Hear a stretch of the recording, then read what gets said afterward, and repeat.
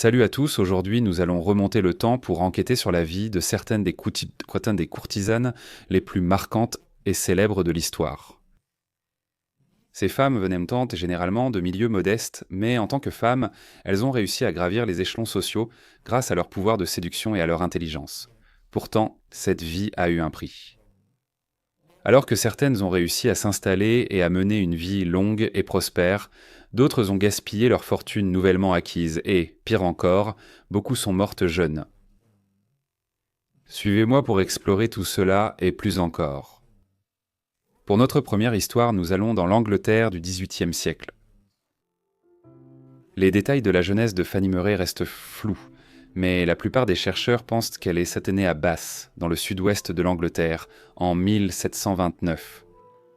Son père était apparemment un musicien nommé Rudman, mais on en sait peu sur lui. Le nom Murray semble avoir été une sorte de nom de scène que Fanny a adopté à la fin de son adolescence lorsqu'elle a commencé à travailler comme courtisane à Londres. Sa famille aurait été peut-être d'une certaine aisance puisque la profession de M. Rudman et ses relations avec le célèbre dandy Bolnash semblent indiquer un milieu quelque peu bourgeois.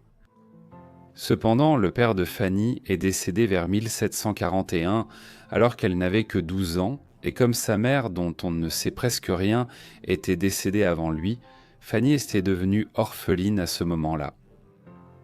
Désormais seule et pauvre, Fanny vendit des fleurs dans les rues de Bath pour survivre. Pendant cette période, Fanny entendait des commérages scandaleux et remarquait combien de vieux hommes riches étaient accompagnés de belles femmes. On disait qu'elle était elle-même une jolie fille, et il ne fallut pas longtemps avant qu'elle n'attire l'attention de John Spencer, un coureur de jupons de 34 ans qui était le petit-fils de l'un des plus grands généraux d'Angleterre, John Churchill, premier duc de Marlborough. Cependant, Spencer ne serait en rien son sauveur. Il la séduisit avec de belles paroles et des promesses non tenues, et après avoir abusé d'elle, il partit rapidement. Elles auraient pu devenir une fille très perdue sans l'aide d'un vieil ami de son père, Bonash. À ce moment-là, il avait bien dépassé la soixantaine et invita Fanny chez lui. Nash prit bien soin de Fanny et lui donna le goût des belles choses de la vie, tandis qu'on peut supposer qu'elle le rendait vraiment très heureux. Bien que Nash vivrait encore 20 ans, en 1743, Fanny s'était installée à Londres, où elle obtint un poste de ce qu'on appelait une dress lodger. C'était une situation dans laquelle un riche mécène versait une somme initiale pour permettre à une jeune femme de s'établir comme courtisane ou prostituée de luxe. La raison pour laquelle cette voie professionnelle nécessitait une somme d'argent importante tenait aux robes, bijoux et cosmétiques coûteux nécessaires pour divertir des hommes riches et puissants. Le premier mécène de Murray semble avoir été Beau Nash, bien que vers la fin des années 1740, alors qu'elle entrait dans l'âge adulte, elle était gérée par Jack Harris, un proxénète londonien en vue qui travaillait probablement sur et s'est sans doute inspiré de la liste de Harris des Dames de Covent Garden, un annuaire des travailleuses du sexe de Londres. Avant de rencontrer Harris, Murray avait connu des difficultés financières et avait été contrainte de devenir une prostituée de rue ordinaire, offrant ses faveurs pour une modique somme. Alors que la rumeur de sa beauté se propageait avec l'aide de Harris, à la fin des années 1740, Murray était une célèbre courtisane à Londres, ayant pour clients des aristocrates britanniques. On raconte que Murray avait tant de prétendants qu'elle engagea une sosie et loua une autre chambre pour satisfaire 2 fois plus de gentlemen. À ce stade, elle n'était pas seulement très convoitée, mais aussi célèbre, au point que tout le monde en Angleterre savait qui elle était. Un journal de l'époque rapporte qu'il était un vice de ne pas connaître Fanny.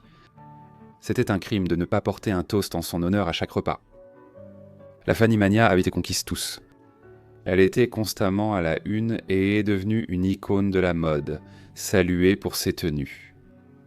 Son influence sur la mode de l'époque était si grande que chaque femme de la ville copiait le moindre changement dans son style. Pendant ce temps, leurs maris achetaient en secret des portraits de miniatures d'elle, à glisser dans leur montre de poche pour contempler sa beauté. Dans les années 1750, sa renommée était telle qu'elle apparaissait dans plusieurs gravures sur bois et brochures publiées à Londres. L'une, appelée La jeune fille insouciante, proposait les conseils de Fanny sur la sexualité, censés enseigner comment devenir une vraie dame française, sans que l'on sache si ces conseils étaient vraiment d'elle. Les auteurs ont sans doute utilisé son nom pour augmenter les ventes. Il semble probable que Fanny ait été en partie l'inspiration pour l'une des publications à large diffusion de l'Angleterre hanovrienne, qui est parue en 2 parties à la fin de 1748 et au début de 1749.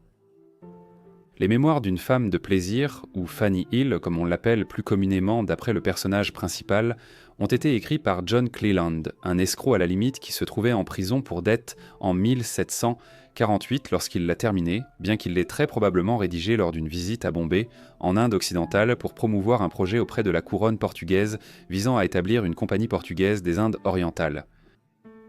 Avec son récit d'une femme réfléchissant à sa vie, durant laquelle elle a été orpheline à l'adolescence et a commencé à travailler comme prostituée à Londres peu de temps après, le roman présente clairement des similitudes importantes avec la vie de Moray.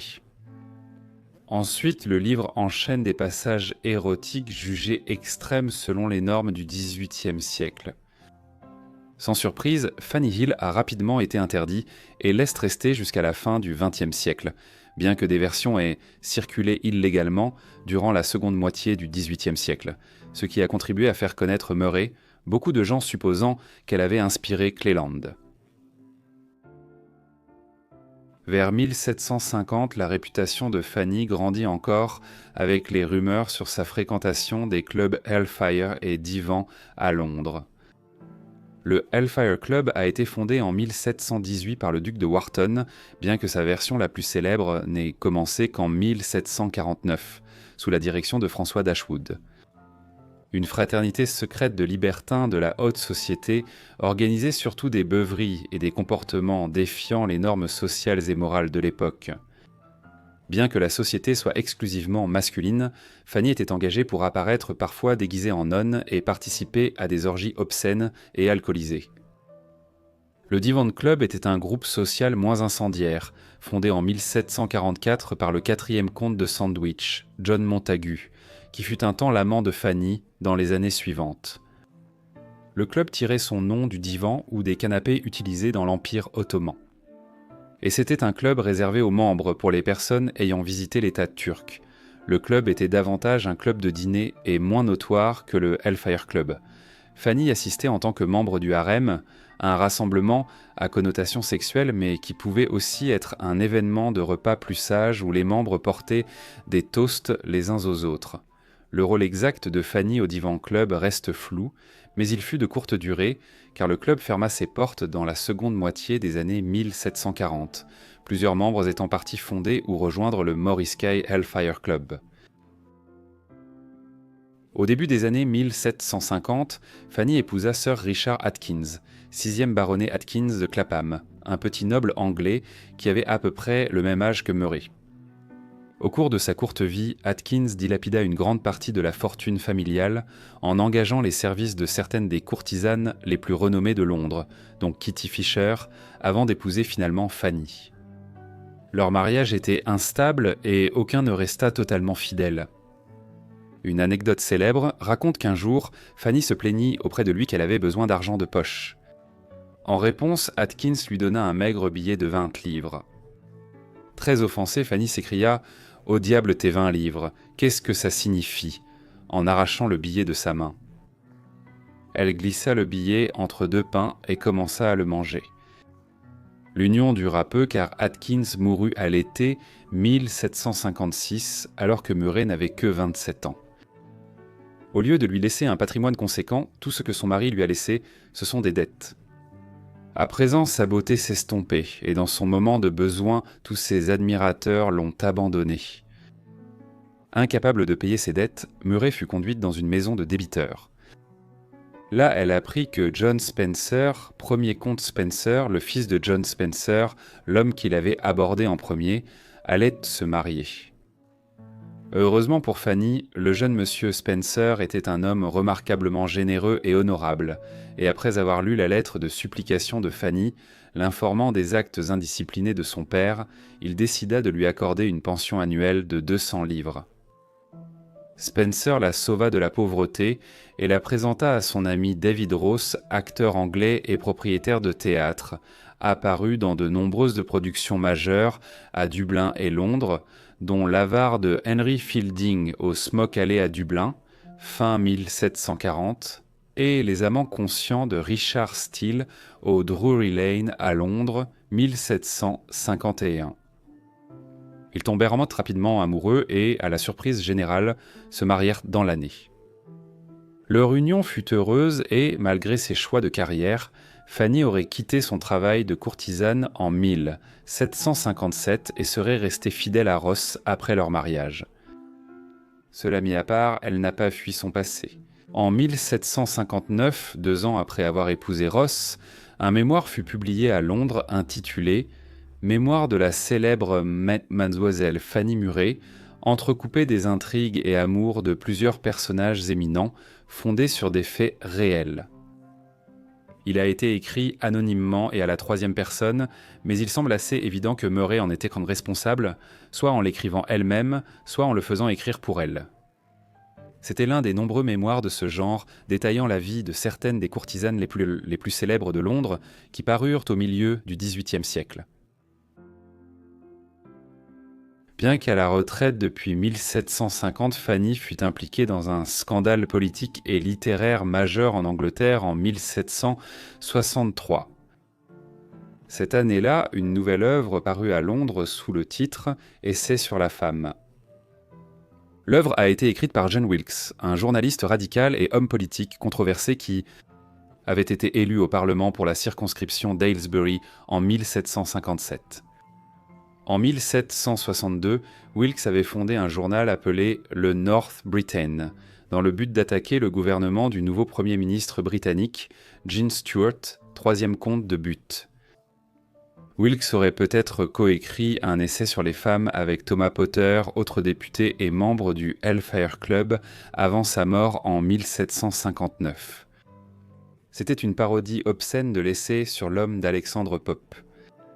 Il mentionne Fanny dès le début et devient de plus en plus scandaleux.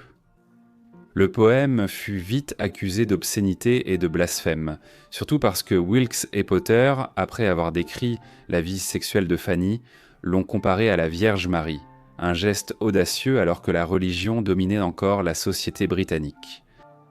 Rien n'indique que Fanny ait collaboré de quelque manière que ce soit avec Wilkes ou Potter sur le texte, mais il est rapidement parvenu à son attention, même pendant sa retraite, ce qui l'a bouleversé et a brièvement provoqué des tensions considérables dans son mariage. Cela a aussi provoqué beaucoup de tensions chez d'autres.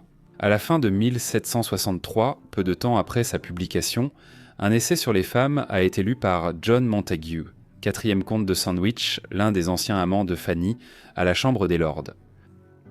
Sandwich gardait rancune à Wilkes en raison d'un incident survenu quelque temps plus tôt au Hellfire Club, lorsque Wilkes avait blessé Sandwich lors d'une séance d'ivresse. Il l'accusa alors d'obscénité et de blasphème lorsque le poème fut lu à haute voix. La Chambre des Lords fut d'accord et Wilkes fut condamné pour diffamation et sédition en janvier 1764, bien qu'il eût déjà fui le pays pour la France en prévision de cette attaque. Aucune accusation ne fut jamais portée contre Murray. Au moment où le poème scandaleux de Wilkes parut en 1763, Fanny menait une vie tranquille avec Ross, qui déclara à son sujet, je cite, « Quelles qu'ayant été ses anciennes indiscrétions, elle s'était conduite en épouse avec une prudence et une discrétion exemplaires. » Ils passaient la majeure partie de leur temps à Londres, où Ross s'était imposé non seulement comme un acteur à succès, mais aussi comme metteur en scène et producteur de théâtre. Ils se rendaient parfois en Écosse, où Ross joua à Édimbourg, notamment Les Amants conscients au Théâtre Royal à la fin des années 1760. Ils n'ont apparemment pas eu d'enfants.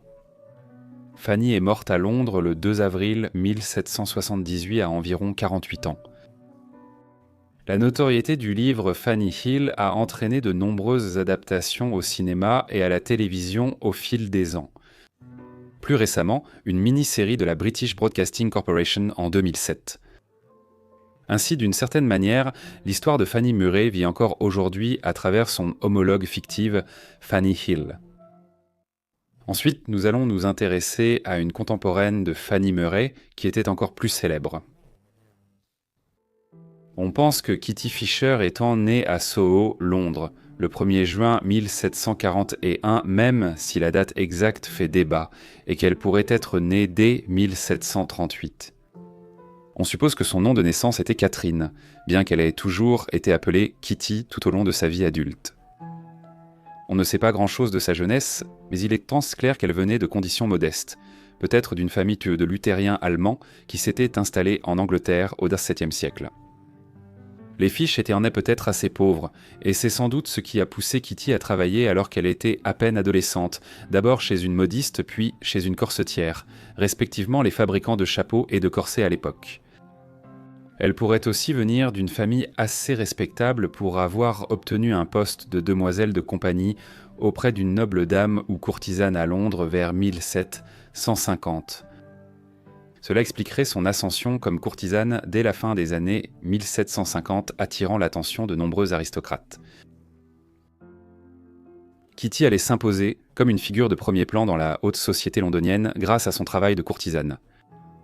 Dès le XVe siècle, les courtisanes s'étaient associées aux cours aristocratiques européennes et aux milieux fortunés.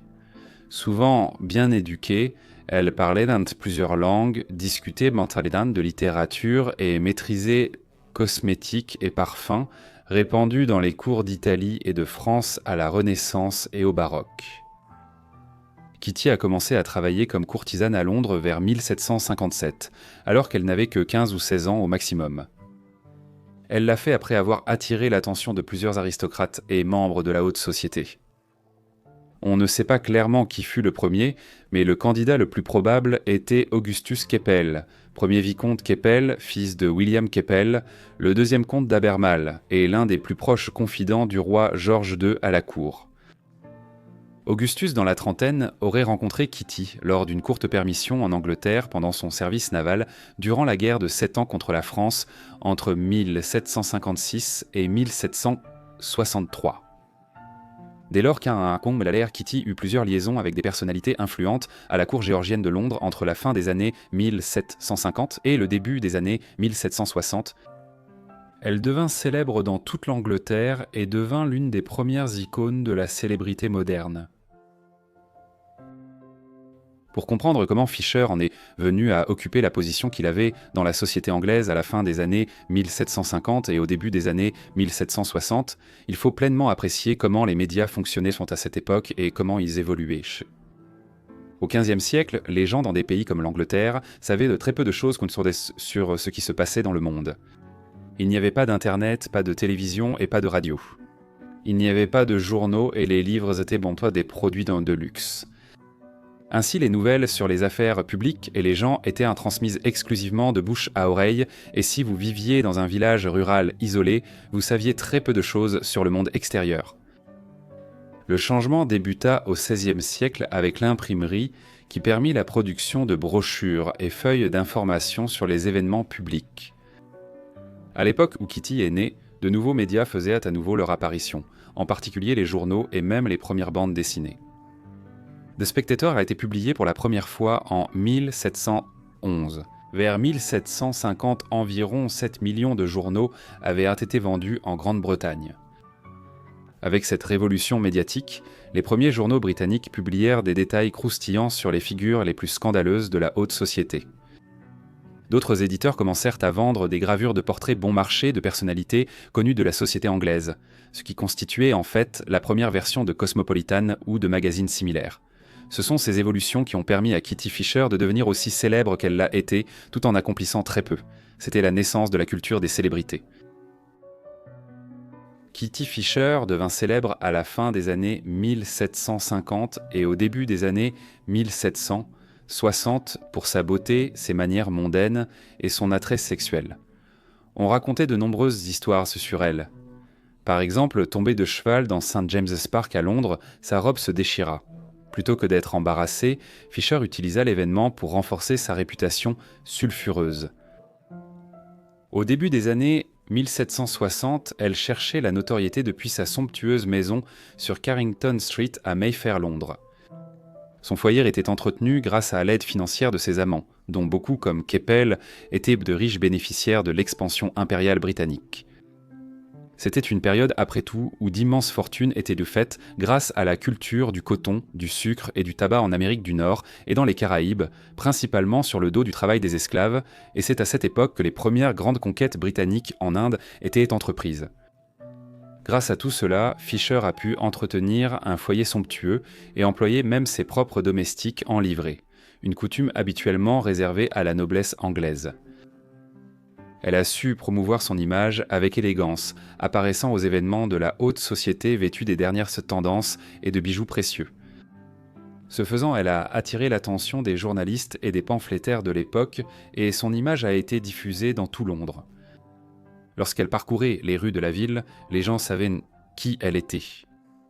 Les femmes voulaient lui ressembler et les hommes la désiraient. Pourtant, il y avait aussi une profondeur en elle.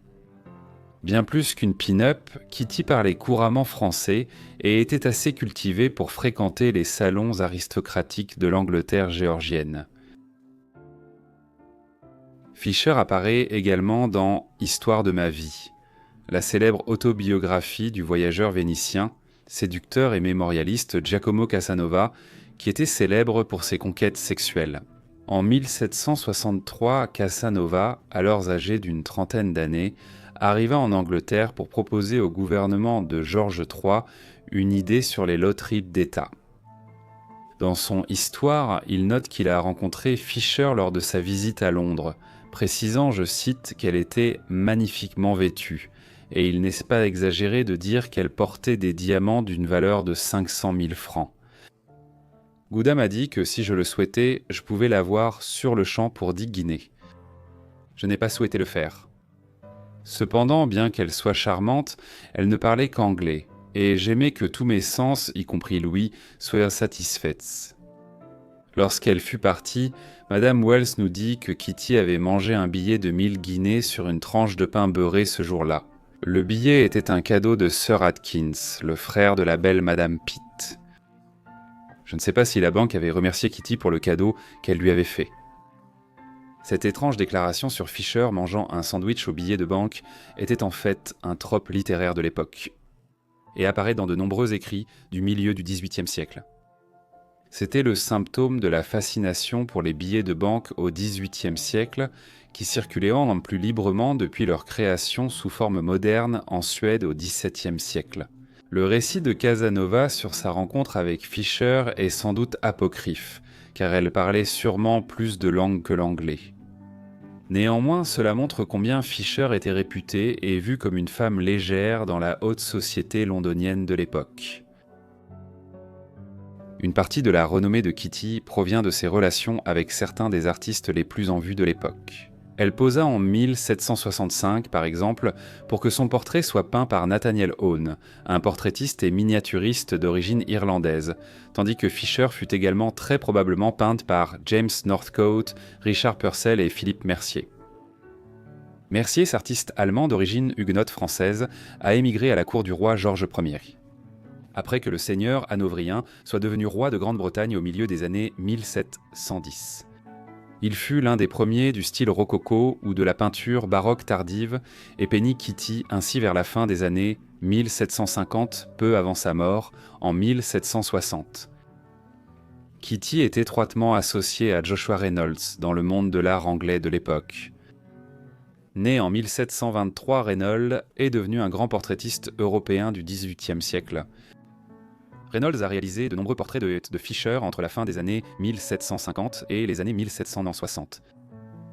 Le plus célèbre aujourd'hui est Kitty Fisher en Cléopâtre dissolvant la perle, qui est exposée à Kenwood House, à la lisière de Hampstead Heath. Peinte en 1759, l'œuvre représente Fisher laissant tomber une perle dans une coupe, dans une scène qui fait allusion au célèbre événement où la reine égyptienne Cléopâtre aurait laissé tomber une perle dans une coupe de vin pour séduire le général romain Marc-Antoine, une histoire rapportée par l'encyclopédiste romain du début de l'Empire, Pline l'Ancien, dans son Histoire naturelle. Les différentes peintures de Reynolds, la représentant ainsi que celles d'autres artistes de l'époque, ont été délibérément utilisées par Fisher pour façonner son image publique. Des gravures et estampes de ses portraits ont été produites et très demandées en atelier d'impression. Le public voulait absolument un objet lié à Kitty Fisher, si bien que des milliers furent hier vendus à prix modéré en Angleterre dans une version 18e siècle des magazines de célébrités. Elle avait aussi son propre bonnet, qui était un accessoire de mode incontournable à la fin des années 1750.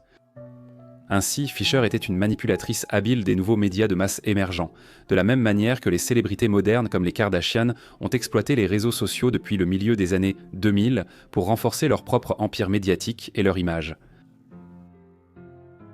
Bien qu'associée à de nombreux hommes influents de Londres et de la société anglaise dès la fin des années 1750, Kitty s'est finalement installée en 1766 en épousant Sir John Norris, membre de la famille Norris de Rycote House dans l'Oxfordshire, dont l'ascension sociale avait débuté sous les Tudors au XVIe siècle.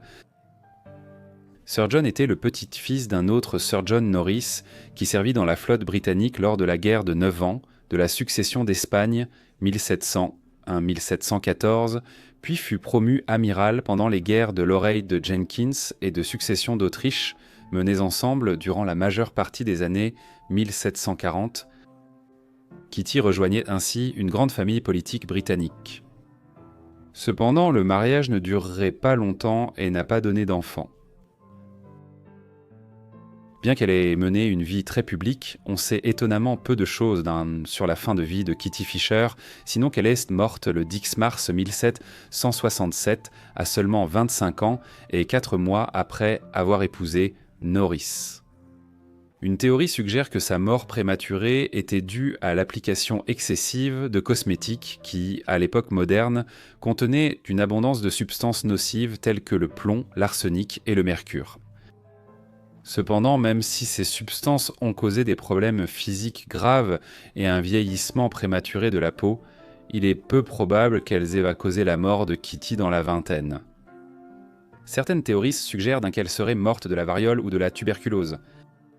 La première était la maladie la plus mortelle du XVIIIe siècle et était si grave que les inquiétudes concernant sa propagation ont conduit au développement des premiers vaccins au monde, seulement quelques années après la mort de Fisher. La tuberculose était autrefois appelée la consomption, avant d'être correctement étudiée et comprise au début du XXe siècle. Quelle que soit la cause, Fisher est morte très jeune. Elle a été enterrée dans le cimetière de l'église de Benenden, dans le Kent, près de Tunbridge Wells. Sa vie est symptomatique du concept croissant de célébrité à mesure que l'Europe entrait dans l'ère moderne, et elle a donc été représentée dans plusieurs films, émissions de télévision et productions théâtrales depuis lors. Aujourd'hui, Kitty est probablement surtout connue, grâce à une comptine qui la mentionne. Lucy Lockett a perdu sa poche, Kitty Fisher l'a trouvée, sans un sou mais avec un ruban autour. Partons en France au début du XIXe siècle.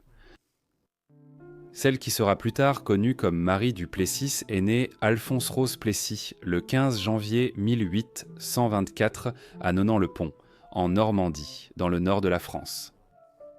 Alphonsine n'est pas née dans la richesse, loin de là. Issue d'une grande pauvreté et de nombreuses difficultés. Son père, Marine Plessis, était le fils illégitime d'une prostituée et d'un prêtre. Ses expériences l'avaient endurci et lui avaient donné une tendance sinistre. Il était violent envers la mère d'Alphonsine, Marie, qui finit par quitter sa famille pour devenir domestique ailleurs et fuir cette vie abusive. Et on pense qu'elle avait l'intention de faire venir ses filles pour la rejoindre un jour, mais ce projet ne s'est jamais concrétisé car Marie est décédée alors qu'Alphonsine n'avait que 6 ans. L'enfance d'Alphonsine ne s'est pas améliorée. Après la mort de leur mère, elle a été séparée de sa sœur aînée et envoyée vivre chez un oncle. À cette époque, Alphonsine a été envoyée vivre chez un cousin de sa mère à la ferme. Selon plusieurs de ses biographies, Alphonsine a été maltraitée ici par certains des ouvriers agricoles, et cela a commencé vers l'âge de 11 ans, Hans. Finalement, Alphonsine a été sauvée de cette situation désespérée lorsqu'elle a été renvoyée chez son père, qui l'a fait apprentie blanchisseuse, un métier exigeant physiquement et peu rémunérateur, mais qui lui a permis d'échapper à l'enfer qu'elle vivait à la ferme.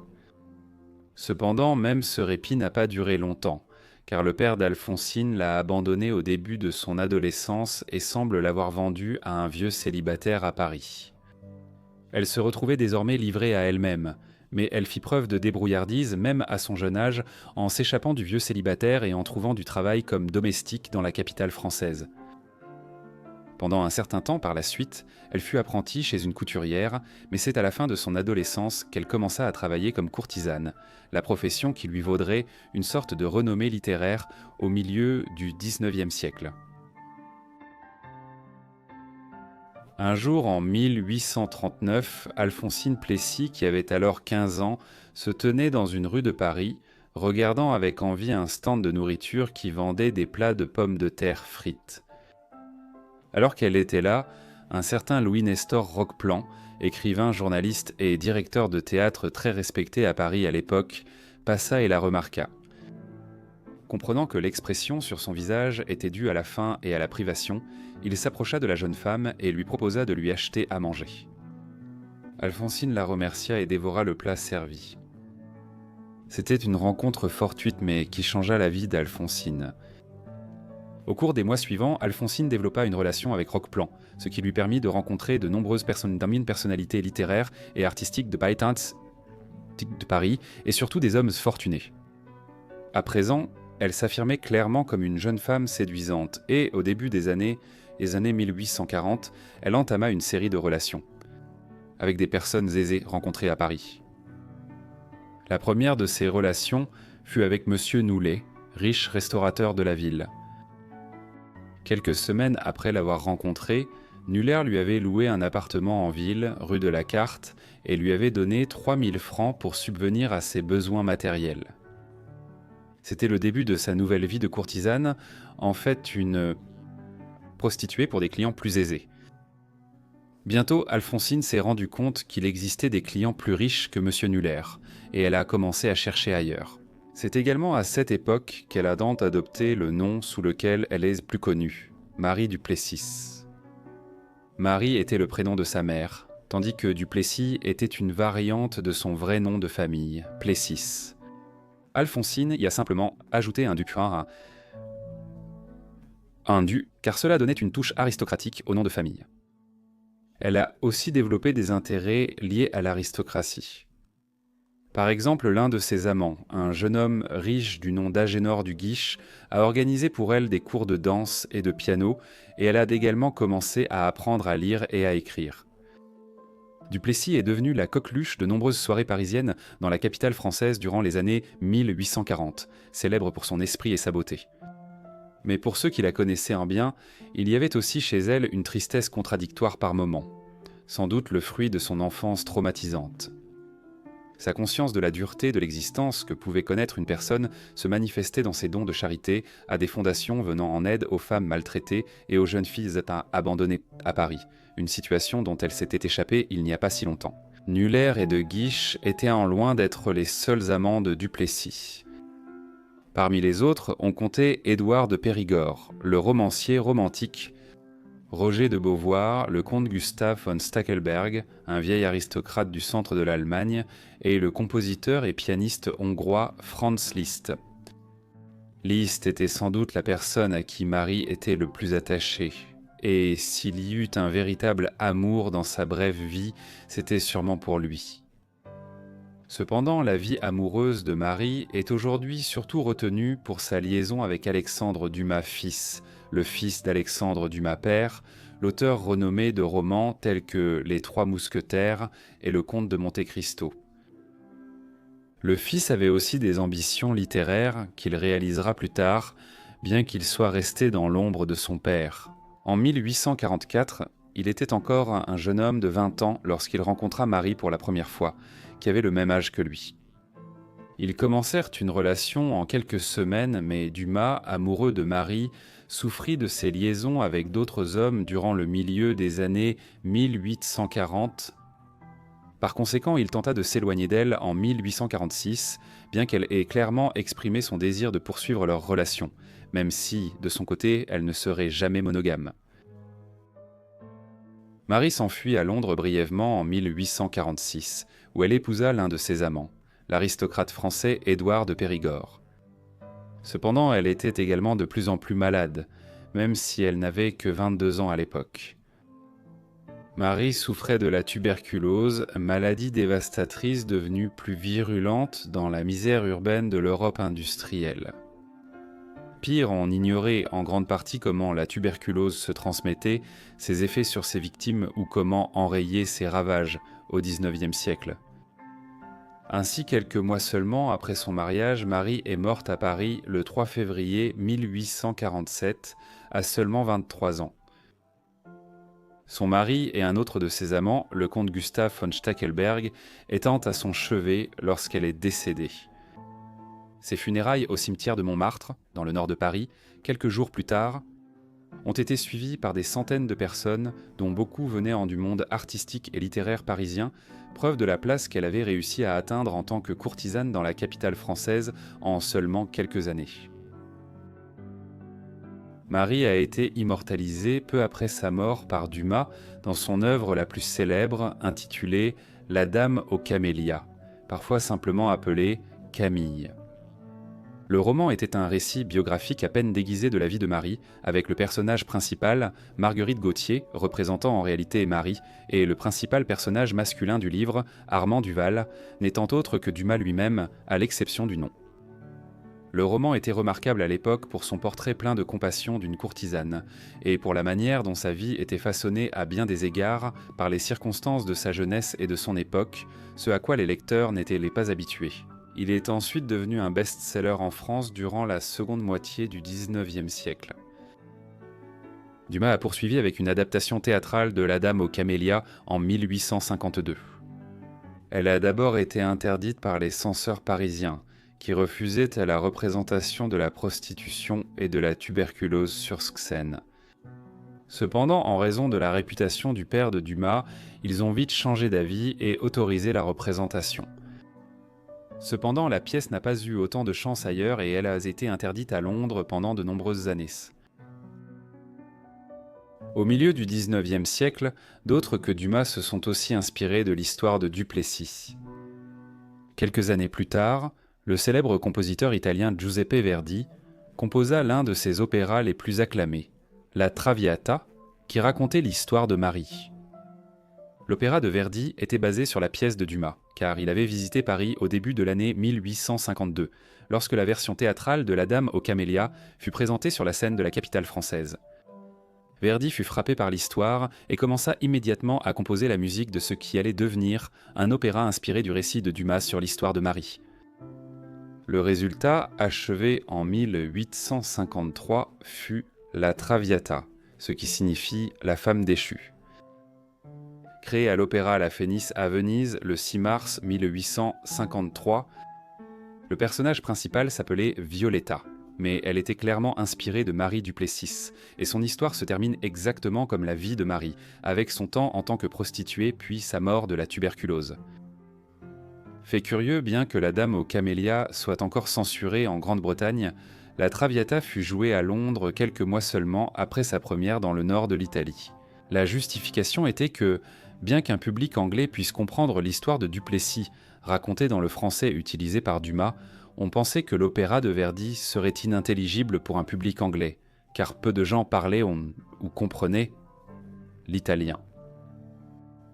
La Traviata fut le premier opéra à montrer un personnage mourant de la tuberculose.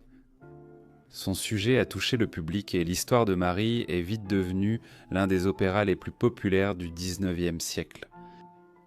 Elle est restée l'une des œuvres les plus acclamées de Verdi depuis un siècle et demi, et elle est encore largement jouée aujourd'hui. Ainsi, bien que beaucoup de gens l'ignorent, nombreux sont ceux qui ont vu l'histoire de Marie Duplessis se dérouler devant eux à l'opéra.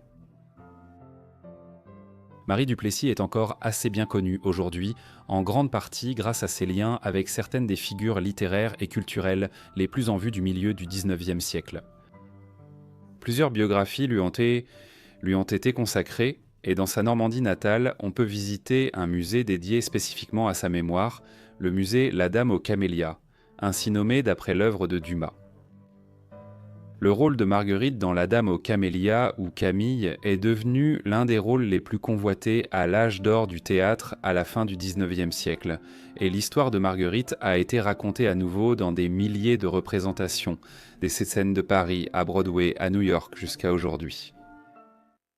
Pour notre dernière histoire, nous restons en France. Marguerite Stenil, célèbre aujourd'hui et dans l'histoire, est née Marguerite Jeanne Jappé à Bocaux, dans le nord-est de la France, le 16 avril 1869. Elle était appelée Meg par ses proches et venait d'une famille bourgeoise prospère, son père Édouard étant parvenu à devenir un industriel à succès, tandis que sa mère Émilie était la fille d'un aubergiste.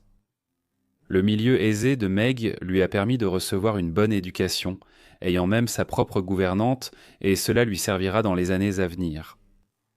À l'âge de 17 ans, Meg s'est rapprochée d'un ami de son frère, mais les choses sont vite allées trop loin et son père a dû intervenir pour mettre fin à cette relation.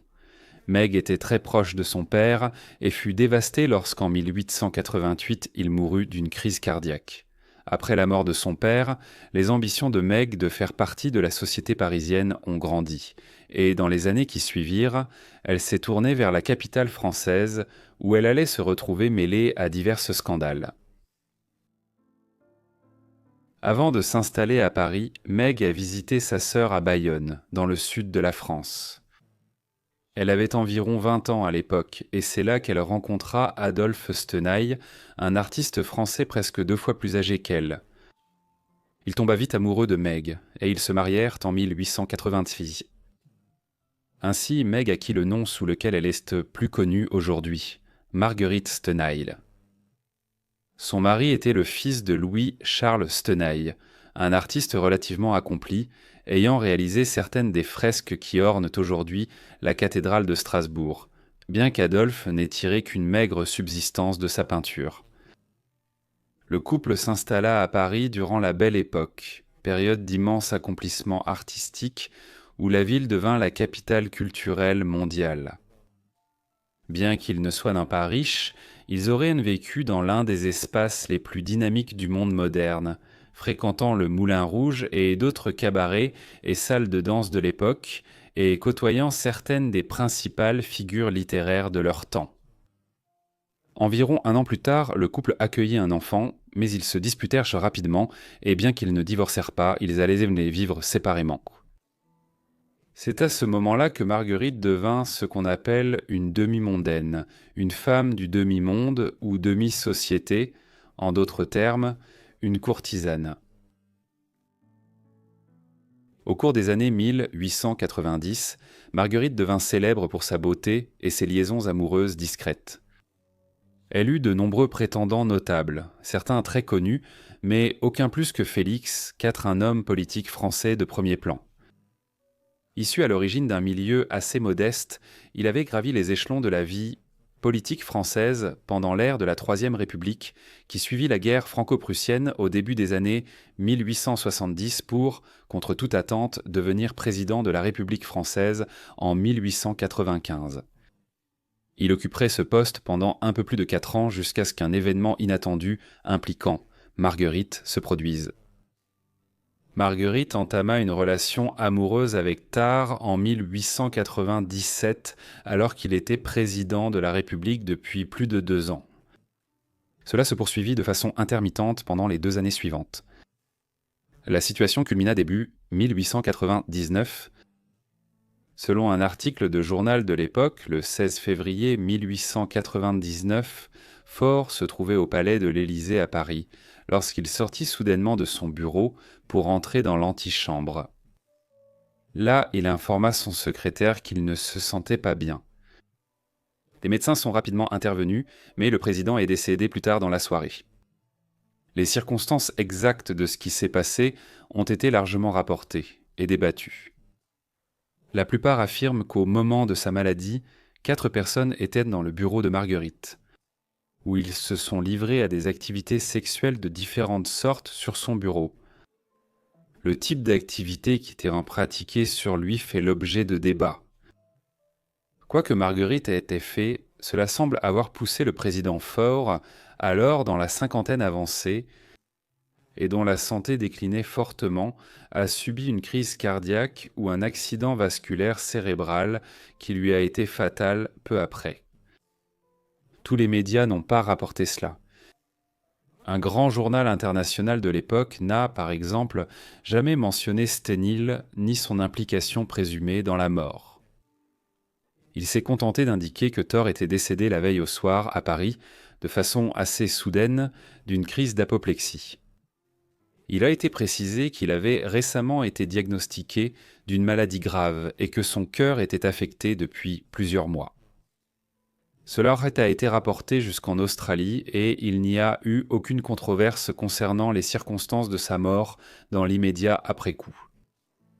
Malgré ces premiers rapports, Marguerite et sa relation avec le président défunt sont finalement devenus un sujet d'examen médiatique et le sont restés depuis lors. Certaines études concluent qu'elle était en partie responsable de son accident vasculaire cérébral, d'autres qu'elle n'était même pas présente au moment des faits. Ce qui est clair, c'est que Marguerite s'est ensuite imposée comme une figure relativement scandaleuse de la vie parisienne, bien que pour certains, cela ait en réalité renforcé sa réputation. Certains hommes de la société française étaient des fascinés qu'à cause de l'habileté de Marguerite dans la chambre, ou ici au bureau, elle a déclenché chez le président une passion si forte qu'elle l'avait tué. Malgré le scandale, son salon restait fréquenté par de nombreux hommes notables, lui permettant de garder sa position mondaine et d'avoir de nombreuses liaisons. Vous vous demandez peut-être si son mari était au courant de ces liaisons et pourquoi il les supportait. Eh bien, il le savait, mais Marguerite tenait toujours à son mari et à sa carrière, et beaucoup de ses amants lui commandaient des tableaux, ce qui permettait à Adolphe de bien gagner sa vie.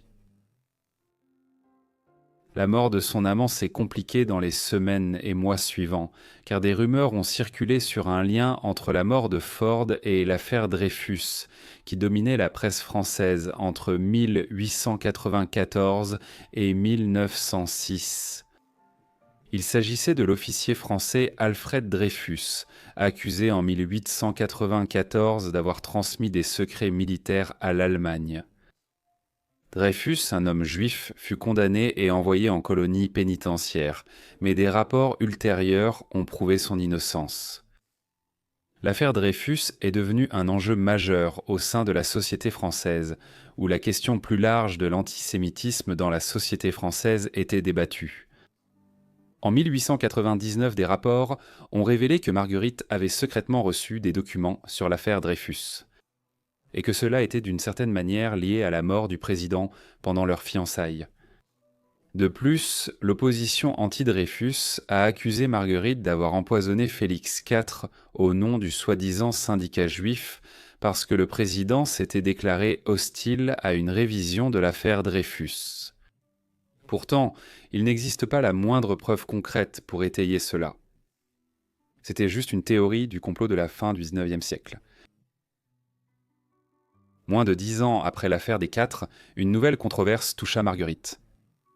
Pendant cette période, elle a continué à recevoir des invités dans son salon et à travailler comme courtisane, menant une vie similaire à celle qu'elle menait dans les années 1890 avant l'affaire des Quatre. Nous pourrions appeler cet incident ultérieur l'affaire Steinil. Le 31 mai 1908, elle a été retrouvée par la police dans la résidence parisienne qu'elle partageait avec son mari. Elle était ligotée et bâillonnée quand la police l'a trouvée, mais elle n'avait pas été blessée et restait en bonne santé. On ne pouvait pas en dire autant de son mari et de la mère de Marguerite, tous deux retrouvés morts ailleurs dans l'appartement, ayant été étranglés à mort. La révélation de ce qui s'était passé au domicile des Steinil, une histoire impliquant la femme au centre de l'affaire de l'automne près de 10 ans plus tôt, a inévitablement provoqué une frénésie médiatique.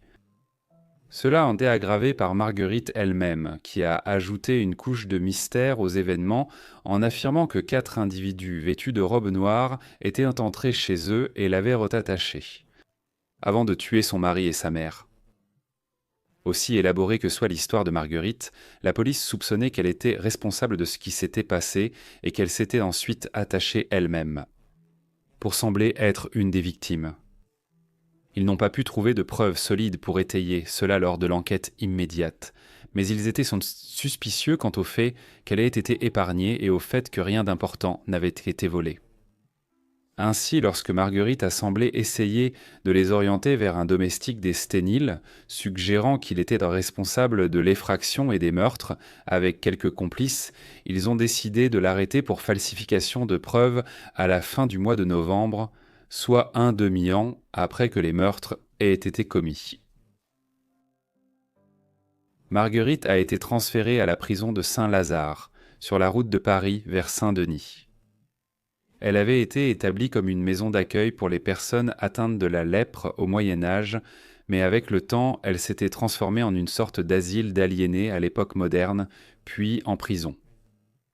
C'est ici qu'elle serait détenue pendant que son dossier était examiné et qu'elle serait jugée en 1909. L'affaire de Marguerite commença à l'été 1909 et se poursuivit tout au long de l'automne, pour ne se conclure qu'au début de l'hiver de cette année-là. Cela devint une source de scandale national. Tout le monde voulait des billets pour le procès, et l'affaire était constamment débattue dans le silence de Paris cette année-là. Tout d'abord, il y avait le simple fait que Madame Sténil, près d'une décennie après son rôle dans l'affaire des Quatre, était soudainement revenue dans les journaux nationaux dans une affaire tout aussi mystérieuse qui avait conduit à la mort de son mari et de sa mère.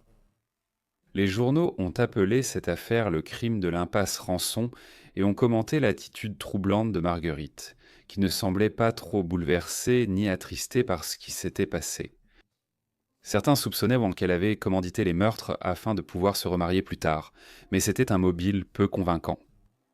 Peu de gens croyaient à son histoire, et il semblait y avoir des preuves qui contredisaient ce qu'elle affirmait.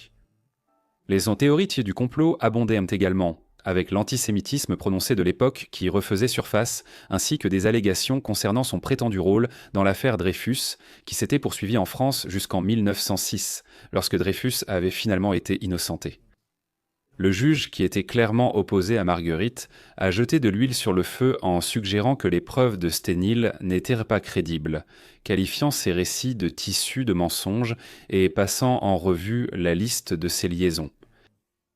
Malgré tout cela, Marguerite a géré la situation de manière excellente, mentant lorsque c'était nécessaire et admettant ses erreurs si besoin. Elle a attribué toutes les incohérences à l'incompétence de la police et est restée fidèle à sa version selon laquelle les crimes avaient été commis par 4 voleurs habillés en noir.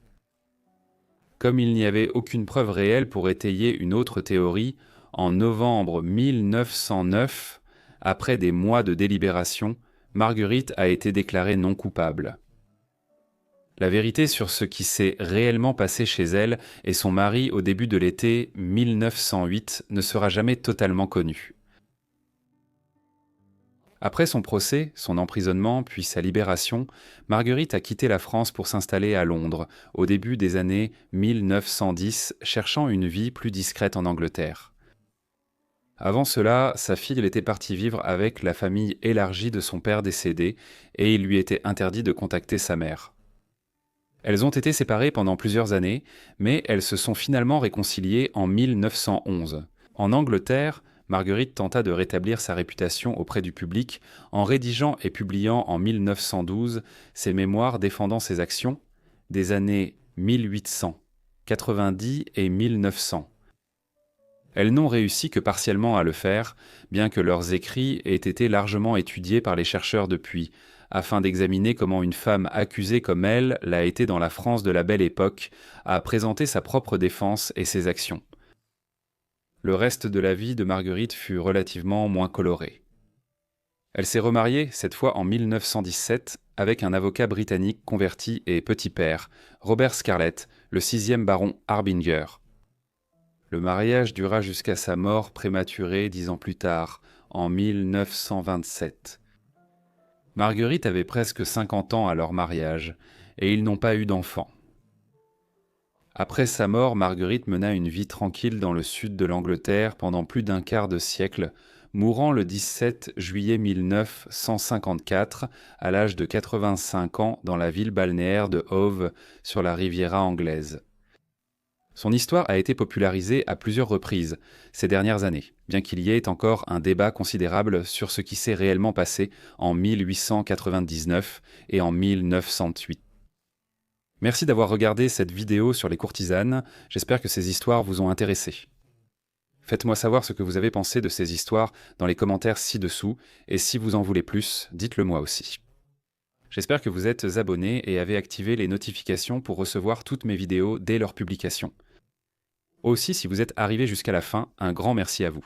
Et si vous êtes intéressé par du contenu supplémentaire et plus d'informations sur la chaîne et ce qui s'y passe, n'hésitez pas à jeter un œil à mes abonnements à la chaîne que je propose désormais. De nouvelles vidéos, du contenu spécial et des sorties anticipées arrivent, alors allez voir si cela vous intéresse. C'est tout pour moi. À bientôt dans le prochain Forgotten Lives.